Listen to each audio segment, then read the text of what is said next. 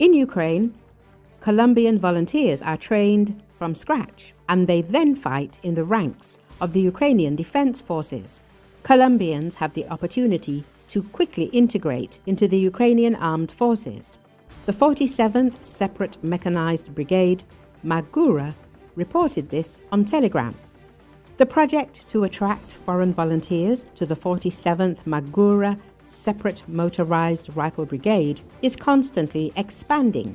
With the help of state programs, they can quickly join the ranks of the Ukrainian Armed Forces. And in the 47th, they are all trained from the ground up. This includes teamwork, marksmanship, airdrops with M113s, and clearing trenches. The statement reads, "Meanwhile, while Colombian recruits are undergoing training at training grounds, their more experienced compatriots are retaking Ukrainian land from the occupiers in the Sumy region." As reported that approximately 2,000 Colombians were fighting in the Ukrainian Armed Forces. They arrived in Ukraine as contract soldiers. Some foreigners serve in the International Legion, while others serve in regular infantry units. In addition to Colombians, the contingent also includes Chileans and Brazilians. They already crushed Russian units in battles in Ukraine's Sumy region.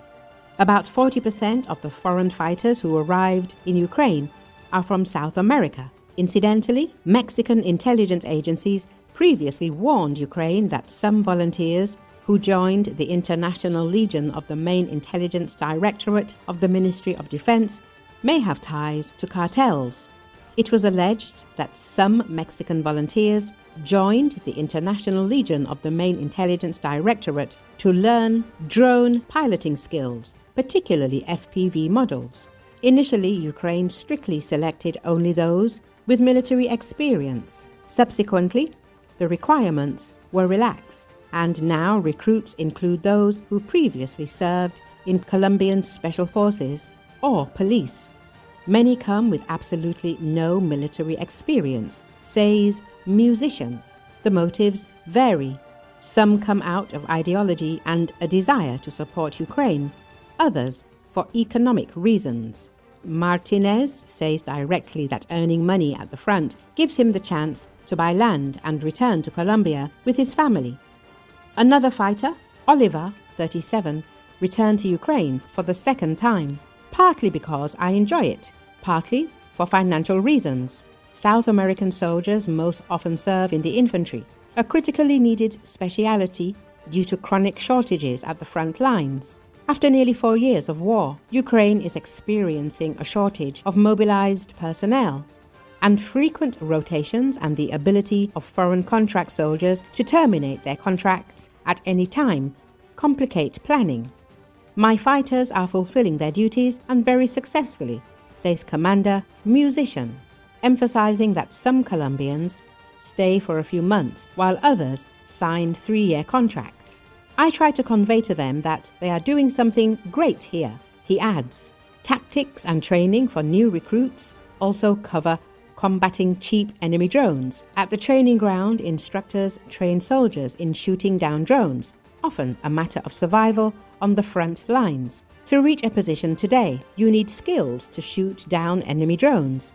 You have to be able to camouflage yourself, remain undetected, and move quickly, explains Muzikant.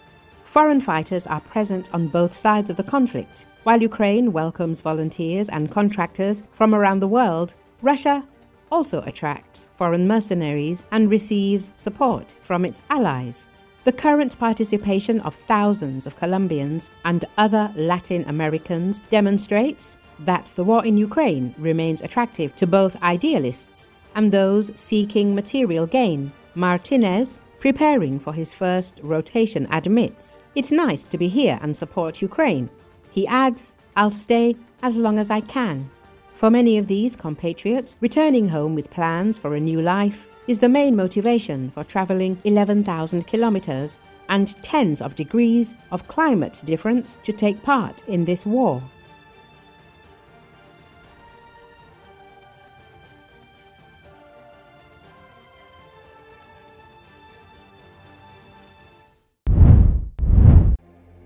The remains of all 20 victims of a Turkish military plane crash were recovered on Thursday, according to Georgia's interior minister. According to Associated Press, the cargo plane was flying from Ganja, Azerbaijan to Turkey when it crashed in Georgia's Sinagi municipality, close to the Azerbaijani border, on Tuesday. The cause of the crash is being investigated.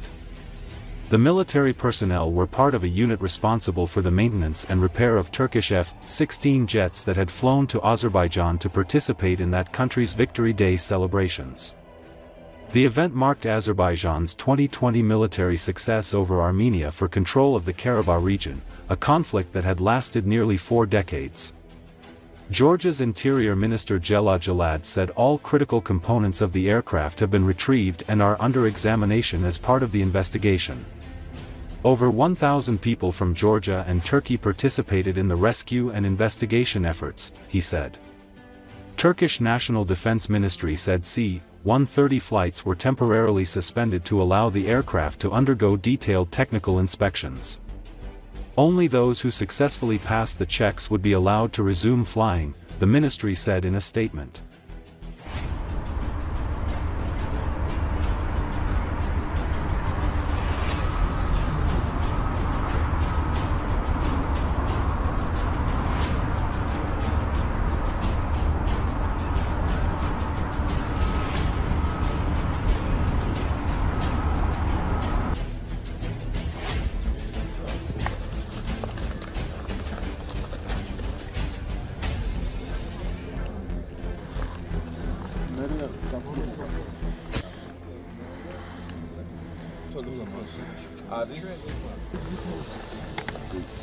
ბორტის 20 ეკიპაჟის წევრის ცხედარი ნანახია გუშინ 19 ცხედარი გადასვენებული იქნა პროექტურაში და ახლობით ნახევარი საათის წინ ნანახი იქნა მე-20 ცხედარი, სადაც ადგილზე ექსპერტ კრიმინალისტები და საგამოძიებო ჯგუფი მუშაობს.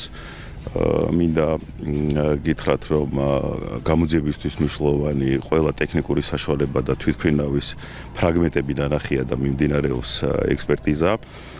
საგამოძიებო და სამაშველო ღონისძიებებში ჩართული იყო 1000-ზე მეტი ადამიანი ქართული მხრიდან, ასევე თურქული მხარის წარმომადგენლები.